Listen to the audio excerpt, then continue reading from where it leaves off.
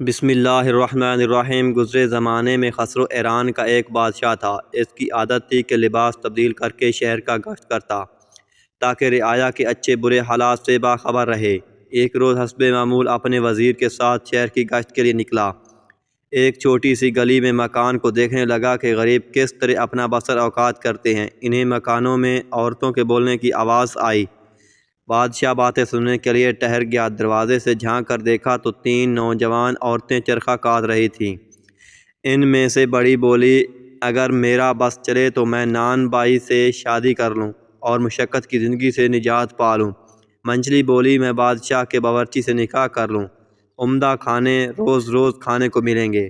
چھوٹی بہن نے کہا، تم لوگ خیالی پلاؤ بنا رہی ہو تو میں بھی بادشاہ سے بیاہ کیوں نہ کر لوں، سارا ملک مجھے ملکہ کہے۔ پھر وہ ہنس پڑیں۔ بادشاہ نے وزیر کو کہا کہ اس گھر کو پہچان لو، صبح ان تینوں عورتوں کو دربار میں حاضر کرنا۔ اس کے بعد بادشاہ گشت کر کے آرام کرنے چلا گیا۔ دوسرے روز وہ تینوں بہنیں دربار میں پیش کی گئیں۔ بادشاہ نے رات کا قصہ پوچھا تو وہ ڈر گئیں، لیکن بادشاہ نے کہا، خوف کی کوئی ضرورت نہیں، جو بات تھی بیان کرو۔ مجبوراً ان تینوں بہنوں نے رات والی بات بیان کر دی۔ بادشاہ نے اسی وقت بڑی اور مینچلی بہن کی شادی نان بھائی اور باورچی سے کروا دی اور چھوٹی بہن کو اپنی ملکہ بنا دیا۔ چند روز کے بعد دونوں بڑی بہنیں چھوٹی بہن سے حسد کرنے لگیں اور سوچنے لگیں کہ اسے کس طرح سے بادشاہ کی نظروں میں ذلیل کریں۔ اللہ کی قدرت سے اسی زمانے میں ملکہ کو آثار حمل ظاہر ہونے لگے۔ دونوں بہنیں اس کو مبارکباد پیش کرنے آئیں۔ چھوٹی بہن جو ان کی فریب سے ناواقف تھی، بڑی محبت سے پیش آئی۔ باتوں باتوں میں ولادت کے قریب ان دونوں بہنوں کو لانے کا وعدہ کیا۔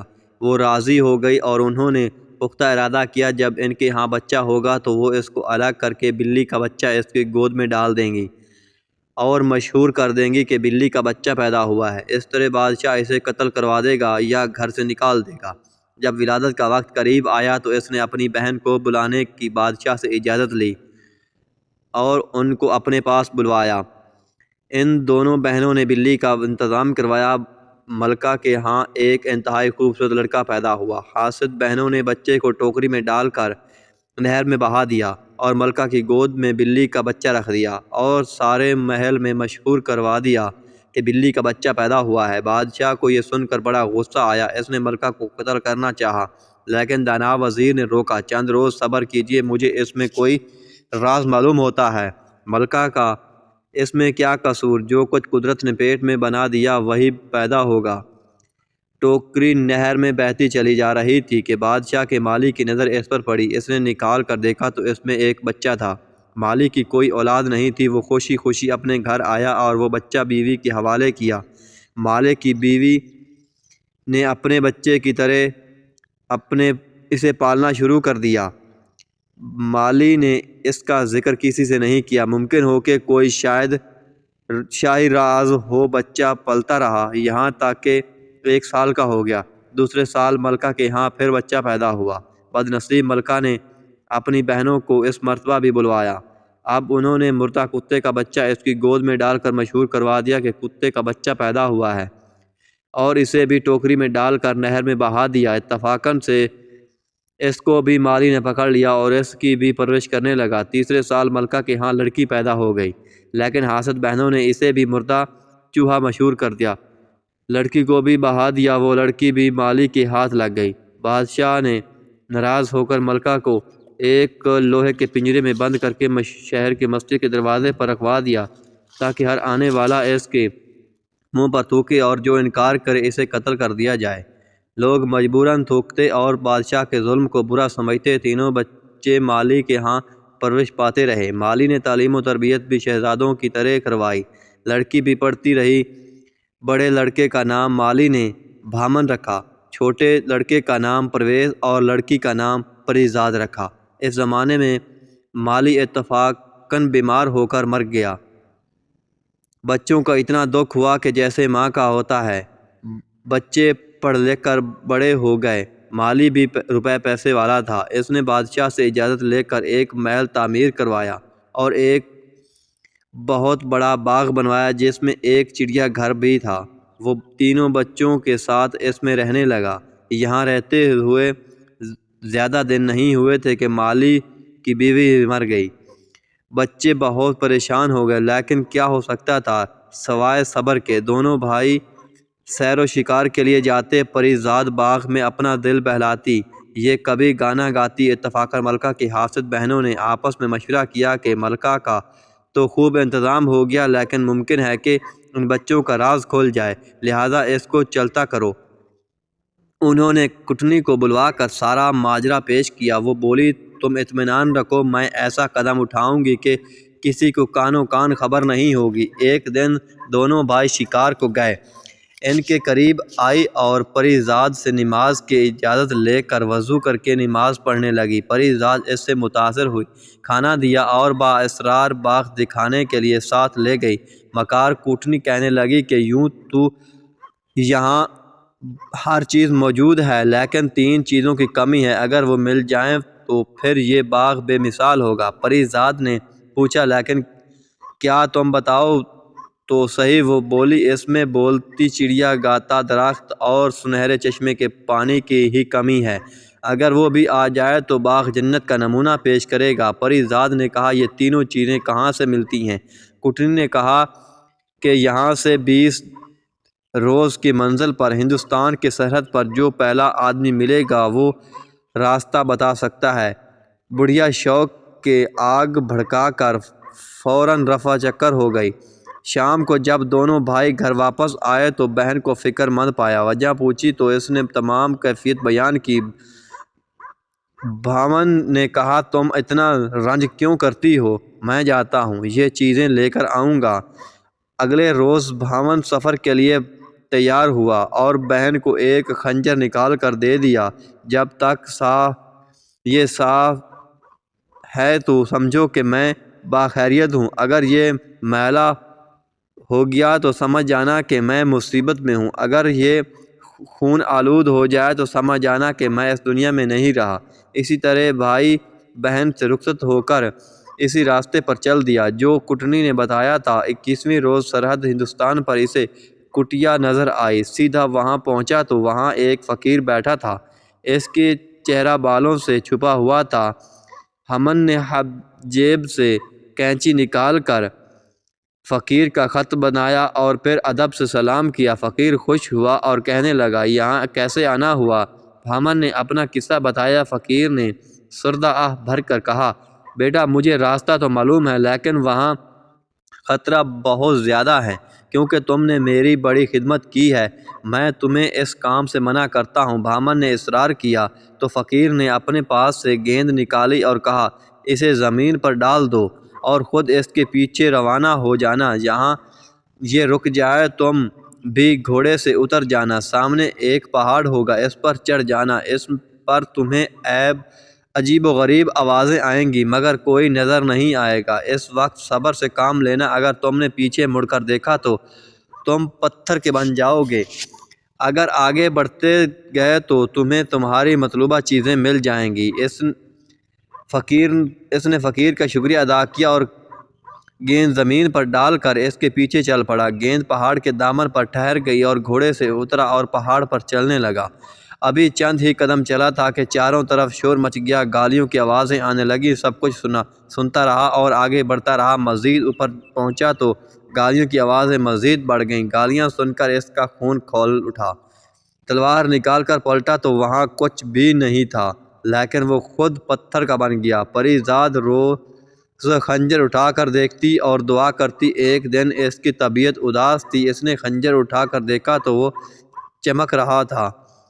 شام ہو گئی لیکن اس کی پریشانی دور نہ ہوئی۔ پرویز باہر آیا تو کہنے لگا، پری زاد ذرا بھائی کا خنجر لے آنا۔ پری زاد خنجر لائی تو وہ بالکل سیاہ ہو چکا تھا، یہ دیکھ کر وہ رونے لگی۔ پرویز بڑا پریشان ہوا اور پری زاد سے کہا کہ میں بھائی کی تلاش میں جا رہا ہوں۔ پری زاد بولی، میں اکیلی کیسے رہوں گی؟ وہ بولا، میں تمہیں خدا کے سپرد کر کے جا رہا ہوں، لیکن اگر بھاون کو اس حال میں چھوڑ دیا تو سوچو اس کا کیا حال ہوگا۔ اس کے بعد وہ دونوں گلے لگ کر رو پڑے۔ پرویز نے اپنے گلے سے موتیوں کی مالا نکال کر بہن کو دے دیا اور کہا کہ جب تک یہ ٹھیک رہے سمجھ جانا کہ میں ٹھیک ہوں، اور جب موتیاں آپس سے جڑ جائیں تو میری موت کا دن ہوگا۔ پری زاد نے ہار گلے میں پہن لیا اور کہا کہ جاؤ، میں تمہیں خدا کے سپرد کرتی ہوں۔ پرویز 20 روز سفر کرنے کے بعد 21ویں روز اسی فقیر کی کٹیا میں پہنچا اور وہاں باتیں دہرائیں۔ فقیر نے سمجھایا، بیٹا کیوں اپنی جان خطرے میں ڈالتا ہے؟ چند روز پہلے تیرے ہی شکل کا نوجوان گیا تھا مگر واپس نہیں آیا، شاید پتھر کا ہو گیا۔ پرویز نے کہا، وہ میرا بھائی ہے، میں اپنی جان دے دوں گا یا انتقام لوں گا۔ فقیر نے جب دیکھا کہ یہ بات نہیں مانتا تو گیند نکال کر دی اور کہتا، اسے زمین پر ڈال دو اور اسے کے پیچھے چل پڑو۔ پرویز گیند زمین پر ڈال دی اور اس کے پیچھے چل پڑا، اور اس کے ساتھ بھی وہی کچھ ہوا اور وہ بھی پتھر کا ہو گیا۔ جس وقت وہ پتھر کا ہوا، پری زاد کے گلے میں موتی مالا کی موتیاں آپس میں جڑ گئی، جس سے پری زاد سمجھ گئی کہ دوسرے بھائی پرویز بھی کوئی مصیبت آن پڑی ہے۔ پری زاد تمام دن بھائیوں کو یاد کر کے روتی رہی۔ دوسرے روز مردانہ لباس پہن کر گھوڑے پر سوار ہوئی اور اللہ کا نام لے کر چل پڑی۔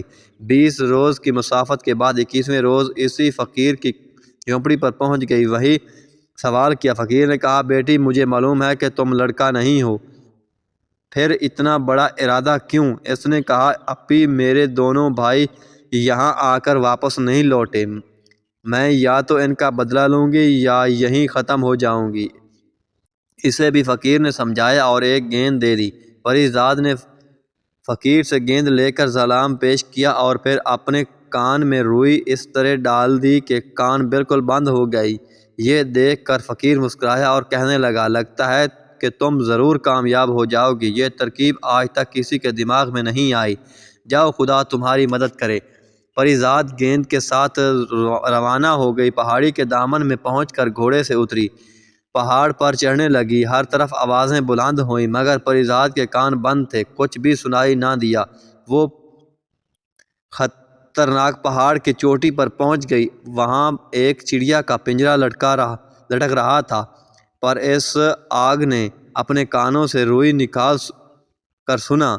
چڑیا شور مچا رہی ہے کہ اسے پکڑ لو، یہ چور ہے۔ پری زاد نے اس کا پنجرا اتار لیا۔ چڑیا خاموش ہو گئی، کچھ دیر کے بعد بولی، اب میں آپ کے غلام ہوں۔ پری زاد نے کہا، گانے والا درخت کہاں ہے؟ چڑیا نے اسے اس کا پتہ بتا دیا اور کہا کہ اس کی شاخ توڑ لو، وہی کافی ہے۔ پری زاد نے شاخ توڑ لی اور پھر سامنے کے چشمے سے وہی رکھے گڑھے کو چاندی کے پانی سے بھر لیا۔ پھر پری زاد نے چڑیا سے پوچھا کہ میرے بھائی جب پتھر کے ہو گئے ہیں کس طرف رکھے ہوئے ہیں؟ چڑیا بولی، فلاں طرف موجود ہیں، انہیں ادھر تلاش کرو، اس سے چشمے کا پانی ان پر ڈال دو اور پھر خدا کی قدرت دیکھو۔ پری زاد نے بھائیوں کو ڈھونڈا اور ان پر چشمے کا پانی چھڑکا، وہ اسی وقت اصلی حالت میں آ گئے۔ بہن سے مل کر بہت خوش ہوئے۔ اس کے بعد تینوں نے مل کر ان تمام آدمیوں پر بھی چشمے کا پانی چھڑکا جو پتھر کے ہو چکے تھے۔ پانی پڑتے ہی سب اللہ کے حکم سے اصل حالت میں آ گئے۔ پری زاد کا بے حد شکر ادا کیا۔ اس کے بعد پہاڑ سے نیچے اترے تو دیکھا کہ گھوڑے کھڑے ہیں، سب نے اپنے اپنے گھوڑے پہچان لیے اور ان پر سوار ہو کر اپنے اپنے راستے پر چل پڑے۔ وہاں آ کر دیکھا کہ نہ تو کوئی فقیر تھا اور نہ ہی کوئی کٹیا۔ پری زاد نے کہا، یہ فقیر اسی طلسم سے منسلک تھا۔ طلسم کی خبر ہونے کے بعد وہ فقیر بھی غائب ہو گیا۔ گھر آ کر شاخ اس نے ایک موزوں جگہ پر لگائی اور ایک عمدہ میں فوارہ تیار کر کے اس میں چشمے کا پانی ڈال دیا، اور جب اگلے دن دیکھا تو شاخ کی جگہ ایک درخت کھڑا تھا، فوارہ زور سے چل رہا تھا، چڑیا کا پنجرا لٹک رہا تھا۔ سارے شہر میں اس چیزوں کی شہرت ہو گئی۔ ایک روز بھاون اور پرویز شکار میں واپس آ رہے تھے تو راستے میں بادشاہ کی سواری ملی۔ انہوں نے کوشش کی کہ بچ کر نکل جائیں مگر جب سامنا ہو گیا تو مجبوراً کھڑے ہو گئے، اور جب بادشاہ قریب سے گزرا تو جھک کر سلام کیا۔ بادشاہ نے دریافت کیا کہ تم کس کے لڑکے ہو؟ انہوں نے عرض کیا کہ مالی کے لڑکے ہیں اور فلاں جگہ حضور کی اجازت سے محل تعمیر کروایا تھا، اس میں رہتے ہیں۔ بادشاہ کے دل میں ان کے لیے محبت بڑھ رہی تھی۔ بات کو بڑھانے کے لیے پوچھا کہاں سے آ رہے ہو؟ جواب ملا کہ شکار کرنے گئے تھے۔ بادشاہ نے پوچھا بغیر اجازت کیوں شکار گاہ گئے؟ جواب آیا کہ آئندہ نہیں جائیں گے۔ بادشاہ مسکرا کر کہنے لگا میرے ساتھ آؤ، میں بھی تو دیکھوں کہ تم کیسے شکار کھیلتے ہو۔ دونوں بھائی ساتھ ہو گئے اور جنگل میں جا کر کہیں سے شیر مار کر لائے اور بادشاہ کے سامنے پیش کر دیا۔ بادشاہ ان سے اتنا متاثر ہوا کہ کہنے لگا تم میرے ساتھ شاہی محل چلو، کھانا کھا کر چلے جانا۔ دونوں بھائیوں نے عرض کیا کہ کھانا کھانے میں ہمیں کوئی مسئلہ نہیں، مگر ہماری ایک چھوٹی بہن ہے، ہم نے آپس میں قسم کھائی ہے کہ آپس کے مشورے کے بغیر کچھ نہیں کریں گے۔ آپ آج ہم اس سے پوچھ لیں اور کل آپ کی خدمت میں حاضر ہوں گے۔ بادشاہ نے اجازت دے دی۔ دونوں بھائی گھر آئے لیکن دعوت کا ذکر پری زاد سے کرنا بھول گئے۔ صبح بادشاہ سے شکار گاہ سے ملاقات ہوئی تو دونوں نے دونوں سے معذرت کی۔ غرض اسی طرح 3 دن برابر بھولتے رہے۔ چوتھے روز بادشاہ نے دونوں کو ایک ایک گیند دے کر کہا کیسے کمر سے باندھ لو اور جب کپڑے بدلنے لگو تو تمہیں یاد آ جائے گا۔ رات کو جب وہ لیٹنے لگے تو وہ گیند کپڑوں سے گر پڑی۔ انہیں بادشاہ سے کیا وعدہ یاد آ گیا۔ دونوں پری زاد کے پاس گئے۔ پری زاد کہنے لگی ذرا رکو، میں اپنے چڑیا سے پوچھ کر بتاتی ہوں۔ چڑیا سے پوچھا کہ کیا میرے دونوں بھائیوں کو دعوت میں جانا چاہیے؟ چڑیا نے ہاں میں جواب دیا۔ پری زاد بھائیوں کے پاس آئی اور کہنے لگی بادشاہ کی دعوت منظور کر لیں اور اگلے روز کے لیے بادشاہ کو دعوت دیں، میں اس کا انتظام کر لوں گی۔ دوسرے روز بھاون اور پرویز محل میں داخل ہوئے۔ لوگ ان کے حسن و جمال کو دیکھ کر حیران رہ گئے۔ بادشاہ دونوں کو لے کر ایک کمرے میں آیا اور پھر دسترخوان پر کھانا کھانے لگا۔ سب نے مل کر کھانا کھایا۔ محل سے جاتے ہوئے بادشاہ کو اپنے غریب خانے میں کھانے کی دعوت دی۔ بادشاہ نے جواب دیا بچوں میں تمہارے ساتھ چلوں گا۔ دونوں بھائیوں نے گھر آ کر سارا قصہ اپنے بہن کو سنایا۔ دوسرے روز دونوں بھائیوں تو شکار پر چلے گئے اور پری زاد چڑیا کے پاس آئی اور پوچھا بادشاہ کی ہمارے گھر میں دعوت ہے، کس قسم کا کھانا پکانا چاہیے؟ چڑیا نے کہا اپنے باورچیوں سے کہو کہ اچھا کھانا بنائیں، مگر موتیوں کی کھیر ضرور بنانا۔ پری زاد نے کہا اتنے موتی کہاں سے آئیں گے؟ چڑیا بولی باغ میں فلاں درخت کے نیچے خزانہ ہے، جتنے موتی چاہیے لے لو۔ پری زاد میں خود جا کر کھودا تو وہاں لاتعداد خزانہ موجود تھا۔ اس نے ایک صندوق موتیوں کی نکالی اور باورچی کو بلوا کر مختلف کھانا پکانے کا حکم دیا۔ ادھر دونوں بھائی بادشاہ کے ساتھ شکار کھیلتے رہے اور رات کو بادشاہ کو اپنا کیا گیا وعدہ یاد دلایا۔ بادشاہ تیار ہو گیا اور سیدھا ان کے گھر آیا۔ پری زاد نے اپنی کنیزوں کے ساتھ دروازے پر بادشاہ کا استقبال کیا۔ بادشاہ نے بھی بیٹیوں کی طرح پری زاد کو پیار کیا اور پھر وہ تینوں بادشاہ کو اپنا باغ دکھانے چلے گئے۔ بادشاہ جب کھانا کھانے لگا تو موتیوں کی کھیر دیکھ کر حیران رہ گیا۔ اس نے کہا یہ کیسی کھیر ہے کہ موتی بھی کھائے جاتے ہیں؟ بھاون پرویز اور پری زاد خاموش ہو کر چڑیا کی طرف دیکھنے لگے۔ چڑیا نے بادشاہ سے مخاطب ہو کر کہا آج آپ موتیوں کی کھیر دیکھ کر حیران تو ہوئے، لیکن میں آپ سے پوچھتی ہوں کہ جب آپ کے ساتھیوں نے یہ کہا کہ ملکہ کے ہاں بلی، کتے اور چوہا پیدا ہوئی ہیں، اس وقت آپ نے یہ نہیں سوچا کہ انسان کے ہاں جانور کیسے پیدا ہو سکتے ہیں؟ چڑیا کی بات سن کر بادشاہ حیران رہ گیا اور بولا اگر تمہیں راز کی باتیں پتہ ہیں تو مجھے بتاؤ، معاملہ کیا ہے؟ چڑیا بولی ملکہ کی بڑی بہن جن کا نکاح آپ ان کی مرضی سے کروایا تھا، اپنی چھوٹی بہن سے حسد کرنے لگی تھیں، چنانچہ انہوں نے پہلی اور دوسری بار کے پیدا لڑکوں کو ٹوکری میں ڈال کر نہر میں بہا دیا اور مشہور کر دیا کہ بلی اور کتے کے بچے پیدا ہوئے ہیں۔ تیسری بار بیٹی پیدا ہوئی اور اس کو بھی اسی طرح نہر میں بہا دیا اور آپ کو کہا کہ مردہ پیدا ہوئے ہیں، لیکن خدا کے حکم سے وہ تینوں بچے مالی کے ہاتھ لگ گئے ہیں۔